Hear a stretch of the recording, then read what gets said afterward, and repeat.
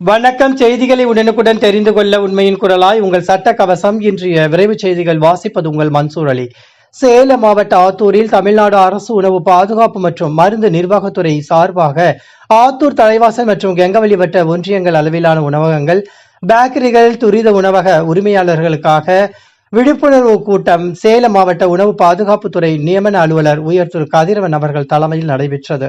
இதில் உணவுகளில் பயன்படுத்தக்கூடிய பொருட்களின் கெமிக்கல் கலந்த கலர்களை உணவுகளில் பயன்படுத்தக்கூடாது என்றும், ஓட்டல்களில் பயன்படுத்தப்படும் தண்ணீர் பரிசோதனை செய்யப்பட்டதாக இருக்க வேண்டும், தரமான குடிநீரை பயன்படுத்த வேண்டும் என்றும், உணவு தயாரிக்கும் பணியாளர்கள் தூய்மையாகவும் நோயற்றவர்களாகவும் இருக்க வேண்டும், சூடான பொருட்களை பேக்கிங் செய்யும் பொழுது பிளாஸ்டிக் கவர்களை தவிர்க்க வேண்டும் என்றும் அறிவுரை கூறினார்.